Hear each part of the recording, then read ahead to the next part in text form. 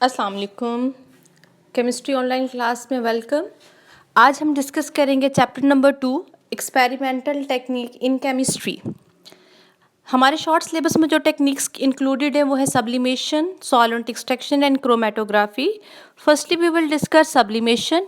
It is a process in which a solid when heated vaporizes directly without passing through the liquid phase.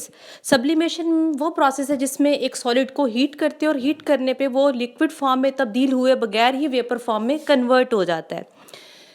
ये जो है हमारे पास sublimation का process, ये जो कंपाउंड की प्योरीफिकेशन के लिए यूज़ होता है, वो कंपाउंड जिनमें सब्लिमेशन का प्रोसेस होता है वो compound iodine, naphthalene, benzoic acid and ammonium chloride है। अब हमारे पास अगर एक सॉलिड है उसको हम हीट करते हैं तो हीट करने पे वो डायरेक्टली वेपर फॉर्म में कन्वर्ट होता है। वही वेपर जब ठंडे होते हैं तो कंडेंस होकर दोबारा सॉलिड बना देते हैं। ठीक है, मतलब इन ना हीटिंग पे लिक्विड फेज अपीयर होगा, ना ही जब ये वेपर्स कूल डाउन होंगे तो कोई लिक्विड फेज अपीयर होगा। अपरेटस जो हम यूज़ करते हैं सब्लिमेशन के लिए, उसमें हमारे पास एक वॉच ग्लास होता है। वॉच ग्लास हमारे पास एक ग्लास की डिस्क होती है, उसके ऊपर एक फनल को इन्वर्टेड करके रखते हैं। वॉच ग्लास के ऊपर वो कंपाउंड जिसको हमने सब्लिमेशन से प्योर करना होता है, एक क्रूड कंपाउंड होता है, उसको प्लेस करते हैं। फनल के स्टेम पे हम कॉटन का प्लग इंसर्ट कर देते हैं, वेट होता है वो, और इस पूरे सेटअप को हम प्लेस कर देते हैं सैंड बाथ पे और इसको हीट करते हैं बर्नर की मदद से। अब सैंड जब हीट अप होगी तो जेंटली हीटिंग की वजह से कंपाउंड जो है वेपर फॉर्म में कन्वर्ट होगा और वेपर जैसे ही ऊपर की तरफ राइज करेंगे वो जो फनल की ठंडी साइड्स हैं वेट कॉटन की वजह से वहाँ पर जैसे ही टकराएंगे सॉलिडिफाई हो जाएंगे और प्योर कंपाउंड जो है हम हासिल कर सकते हैं from the wall of funnel. Next है solvent extraction. It is a technique in which a solute can be separated from a solution by shaking the solution with an organic solvent in which the solute is more soluble and added solvent doesn't mix with the solution. कि solvent extraction एक वो technique है जिसमें हम solution से किसी भी solute को निकालते हैं किसी ऑर्गेनिक सॉल्वेंट की मदद से, क्योंकि सॉल्यूशन के अंदर मौजूद कंपाउंड जो है ऑर्गेनिक सॉल्वेंट में ज़्यादा सॉल्युबल होता है या हल पजीर होता है। और लेकिन इसके लिए एक नेसेसरी कंडीशन क्या है, जो ऑर्गेनिक सॉल्वेंट एक सॉल्यूशन से सॉल्यूट को निकालने के लिए इस्तेमाल हो रहा है एक्सट्रैक्शन के लिए, वो सॉल्यूशन के साथ मिक्सअप नहीं होना चाहिए, क्योंकि अगर वो सॉल्यूशन के साथ मिक्सअप होगा तो हम वहाँ से सॉल्यूट को नहीं निकाल सकते। जो सॉल्वेंट एक्सट्रैक्शन के हवाले से इंपॉर्टेंट पॉइंट्स हैं, ये प्रोसेस जो है डिस्ट्रीब्यूशन प्रोसेस है और ये डिस्ट्रीब्यूशन लॉ को जो है वो फॉलो करता है।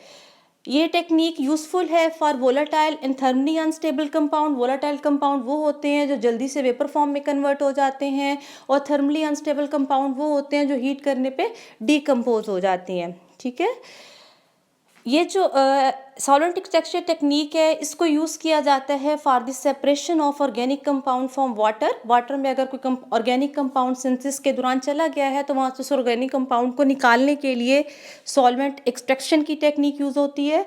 जो लेबोरेटरी में सॉल्वेंट एक्सट्रैक्शन की एग्जांपल है वो ईथर एक्सट्रैक्शन।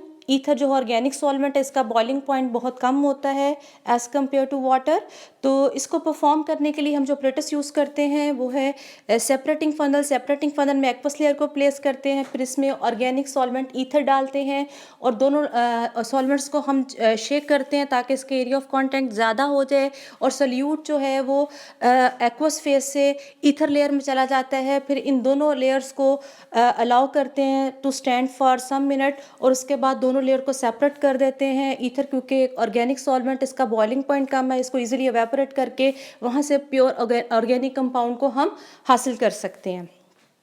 ठीक है, नेक्स्ट है डिस्ट्रीब्यूशन लॉ।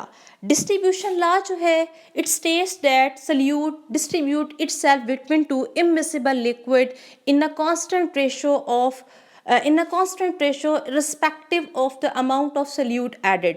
कि डिस्ट्रीब्यूशन कांस्टेंट क्या कहते हैं कि जो सल्यूट है वो अपने आप को ऑर्गेनिक लेयर या ऑर्गेनिक सॉल्वेंट और एक्वस लेयर या एक्वस सॉल्वेंट के अंदर जो है वाटर के अंदर डिस्ट्रीब्यूट कर लिया है इन द कांस्टेंट रेशो। और ये जो कांस्टेंट रेशो डिस्ट्रीब्यूशन का वो सल्यूट की अमाउंट पे डिपेंड नहीं करता। इसको हम समझ सकते हैं एग्जांपल की मदद से कि आयोडीन की डिस्ट्रीब्यूशन किस तरह से होती है कार्बन टेट्राक्लोराइड में, जो कि एक ऑर्गेनिक फेज है, और कार्बन टेट्राक्लोराइड में जो, और वाटर में। अब आयोडीन जो है वो मॉलिक्यूलर है और वाटर में इनसॉल्युबल है। जैसे ही आयोडीन जो है वो आयोडाइड के साथ रिएक्ट करेगी, आयोडाइड यूजली पोटेशियम आयोडाइड की फॉर्म में हम यूज़ करते हैं, तो वो कन्वर्ट हो जाएगी आयोडेट आयन में। यहाँ पर जो आयोडीन जैसे ही आयोडाइड आयन के साथ रिएक्ट करेगी तो ये रिएक्शन जो है वो कन्वर्ट हो जाएगा आयोडेट आयन में, और आयोडीन जो है वो ऑर्गेनिक लेयर से चली जाएगी एक्वस लेयर में। एक्वस लेयर में जो आयोडेट आयन है वो दोबारा कन्वर्ट होता है जो है वो आयोडीन में, और ये जो दोनों रिएक्शन है रिवर्स कि ऑर्गेनिक लेयर से आयोडीन एक्वस लेयर में जा रही होती है और एक्वस लेयर से आयोडीन जो है वो ऑर्गेनिक लेयर में आ रही होती है। डायनामिक इक्विलिब्रियम एस्टेब्लिश हो जाता है जिसमें दोनों रेट जो है, जो आयोडीन जिस रेट पे पास कर रही होती है कार्बन टेट्राक्लोराइड से एक्वस लेयर में और एक्वस लेयर से कार्बन टेट्राक्लोराइड की लेयर में, तो ये दोनों रेट्स जो हैं वो डायनामिक इक्विलिब्रियम पे क्या हो जाते हैं, इक्वल हो जाते हैं। जब भी सॉल्वेंट एक्सट्रैक्शन परफॉर्म करेंगे दोनों लिक्विड्स को जेंटली शेक करते हैं ताकि उनका एरिया ऑफ कांटेक्ट ज़्यादा हो जाए। और एक इम्पॉर्टेंट फैक्टर जो हमने डिस्कस मैंने आपको हम करते हैं वो ये है कि जो सॉल्वेंट एक्सट्रैक्शन में बजाय इसके कि हम एक ही दफ़ा जो है सॉल्वेंट की ज़्यादा अमाउंट यूज़ करें, हम जो है वो मल्टीपल एक्सट्रैक्शन करते हैं और इससे हम ज़्यादा अमाउंट ऑफ सल्यूट को एक्वस लेयर से एक्सट्रैक्ट कर सकते हैं। ठीक है, अब जब डायनामिक इक्विलिब्रियम आयोडीन और आयोडेट के दरमियान इस्टेब्लिश होता है तो हम इसमें इस स्टेज पर अगर कार्बन टेट्राक्लोराइड डालेंगे तो क्या होगा, आयोडीन एक्वस लेयर से किधर चली जाएगी, ऑर्गेनिक लेयर में। ठीक है, तो एक्वस लेयर की में जो आयोडीन की कॉन्सेंट्रेशन कम हो जाएगी, ऑर्गेनिक लेयर में जो है वो मूव करना शुरू कर देगी, तो उसका कलर क्या हो जाएगा, डार्क ब्राउन से उसका जो कलर का शेड वो कम होता चला जाएगा। ठीक है, इस तरह से इस तरह अगर हम जो है सॉल्वेंट को मल्टीपल स्टेप में यूज़ करते हैं, मल्टीपल एक्सट्रैक्शन करते हैं, तो इसी तरह से एक्वस लेयर से आयोडीन हर दफ़ा मूव करती जाएगी किसमें, ऑर्गेनिक लेयर में। ठीक है, नेक्स्ट है डिस्ट्रीब्यूशन कोएफिशिएंट। डिस्ट्रीब्यूशन कोएफिशिएंट क्या है, concentration of solute in organic layer divided by concentration of solute in aqueous layer. मतलब जो डिस्ट्रीब्यूशन कोएफिशिएंट है वो रेशो है किसका, सल्यूट की कॉन्सेंट्रेशन का जो प्रेजेंट है ऑर्गेनिक लेयर में और एक्वस लेयर में। अगर हम इसको अबव एग्जांपल आयोडीन से अगर हम डिस्कस करें इसको, तो ये देखें आयोडीन जो है वो कार्बन टेट्राक्लोराइड में जो इसकी कॉन्सेंट्रेशन है उसका रेशो, जो इसकी एक्वस लेयर में कॉन्सेंट्रेशन है, इन दोनों कॉन्सेंट्रेशन का रेशो क्या कहलाता है, डिस्ट्रीब्यूशन कोएफिशिएंट। और डिस्ट्रीब्यूशन कोएफिशिएंट जो है इस